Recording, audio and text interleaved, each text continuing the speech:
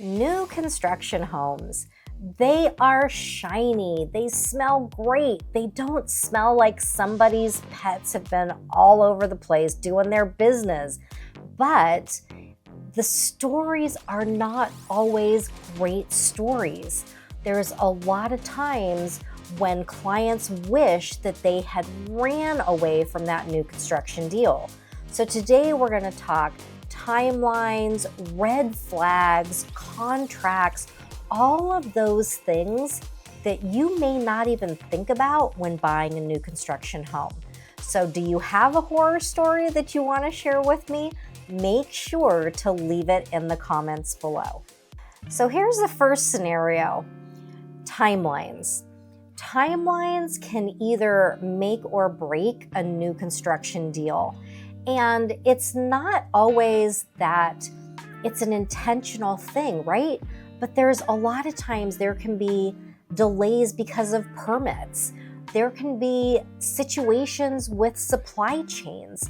And then there is the builder has their own timelines and you don't really factor into that. So it's not personal, it's just business. But why is it a problem for you? Because most of the time, you either have a home that you need to sell or you're renting and that lease is coming to an end. So in order for you to do what you need to do for your home, you need to know that the builder is doing what they said that they're going to do. And if you're getting a loan, mortgage rates right now especially are all over the place.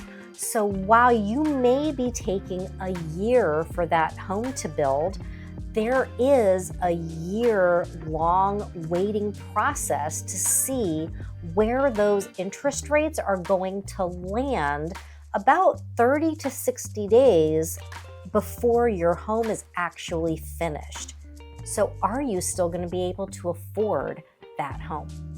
So in this scenario, when should you walk away? Well, if the mortgage rates are no longer going to be something that you can afford, then you're going to have to walk away from that deal. Or maybe your needs now changed.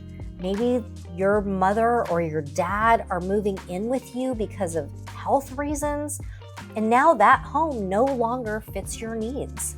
So there can be a lot of things in this first scenario that make you need to walk away.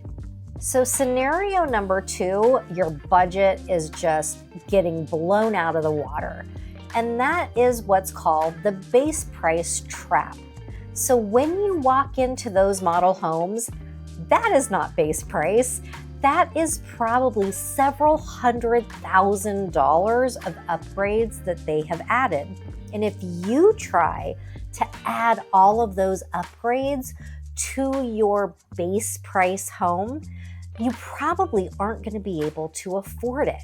So, does that base price get you what you want in your home? Or are you going to go crazy adding everything in and not be able at the end of the day to afford the payment? And then keep in mind that adding in the designer features aren't even all of the expenses that go with this base price scenario, because you also have lot premiums, you have the design center that we've already talked about, but you also have your backyard landscaping and anything that you want to change structurally with the home. So all of those are not factored into your base price. So I have a client who went in and they said, I don't care what it costs. I want my home to look like this model. Well, I will tell you that there were design features in this model home that had to get special permits through the city that weren't even available for my client to get from the builder. They had to wait until after they actually closed on the home to be able to bring in their own contractors to do it. So even though that model home has all the bells and whistles that you want, you may not even get it that way from the builder. So when to walk away from this scenario? If adding all of these items to make your home model home ready is going to keep you from living your life not being house poor, then you don't want to sign on those dotted lines.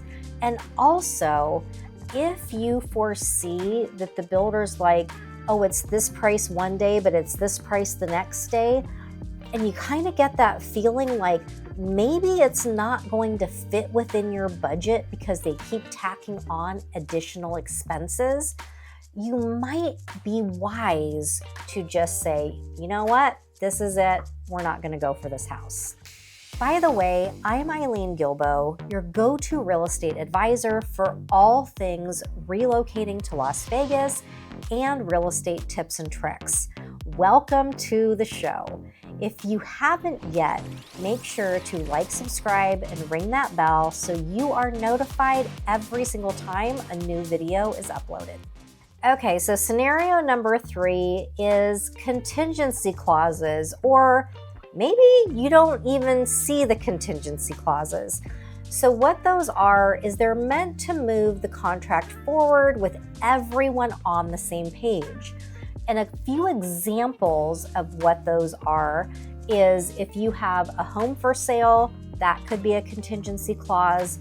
If you need financing, that's a contingency. Appraisal is another contingency. So there are several things that you as the buyer have to perform before that contingency expires in order to keep the contract moving forward. So why would contingencies be a problem? It sounds like a great idea, right? But with each of these contingencies that expire, you may not be able to get your deposits back or your earnest money deposit. So if you've put money down for, let's just say, design features and you cancel, you might not get that money back. And the builder is not going to keep track of those timelines for you. You're going to need to do it or hire a real estate professional who is going to help you keep on track of when all of those deadlines are approaching to keep your money safe. So when should you walk away in this scenario? Well, if you get those CC&Rs from the builder that are saying what your HOA is going to require from you as an owner, and you see anything in there, then you have 5 days once you receive them, and you usually get them when you sign the contract. You have 5 days to determine whether or not you see yourself following those rules within that HOA. If you can't see yourself doing that, make sure to walk away. Another reason would be if you foresee that maybe this house isn't going to work for you long term. Maybe a year is too long for you to wait for it to be built before you know what changes are going to be taking place in your life. You might not want to risk it if you can't afford to just hand over all of those deposits to the builder, because more than likely, if you wait too long, you will not get that money back. Scenario number 4 is the builder's reputation. And I will tell you that I have had a client choose not to build with a specific builder after reading their reviews online. And it wasn't just the fact that a bad review was left, it was actually the way the builder responded to that buyer with their complaint. It basically was like, well, too bad, so sad, sorry for you. That is not how a reputable builder should be responding to people that have issues with the construction of their homes. So how do you spot a bad builder? Well, we've already talked about one, and that's maybe online reviews or how the builder responds. And then you can ask the neighbors, especially if they are still building in the area. Just ask the neighbors, say, hey, we're looking to move into this neighborhood. We love where this neighborhood is. We just want to see how your experience has been with the builder.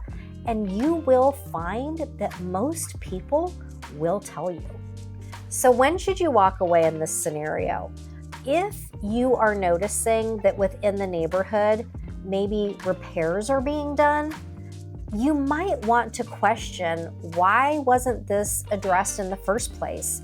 I've gone to many home sites where you'll see blue dumpsters of homes that have already been completed, and they're in there fixing things after the fact. Or if you notice that your build isn't moving forward because of repeated inspections with the city that have not passed, you might want to question them as to whether or not they're doing a good job with the build of your home.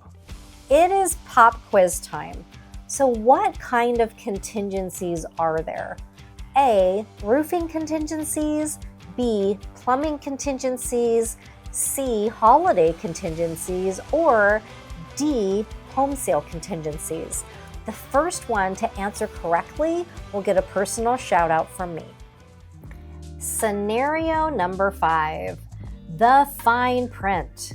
We all know, right, that those 50-page legal documents are not written to benefit the buyer. They are written to benefit the builder. And so if you don't have a legal degree, you may not be able to figure out what those documents actually say. So what should you watch out for? Well, you need to have an agent with you who is used to kind of looking at these documents to see what stands out to them as abnormal. So sometimes you can have deposits that are not refundable at all. So you want to make sure that once you sign on that dotted line that you're 100% sure, otherwise you could be losing your money. Another thing that I'm seeing more frequently than ever before is that you, as the buyer, if the appraisal comes in low, have to make up the difference between the sales price and the appraised price. But guess what? You didn't set the price of the home. The builder did. But they're still asking you to be responsible if the bank doesn't appraise the home at the value they set.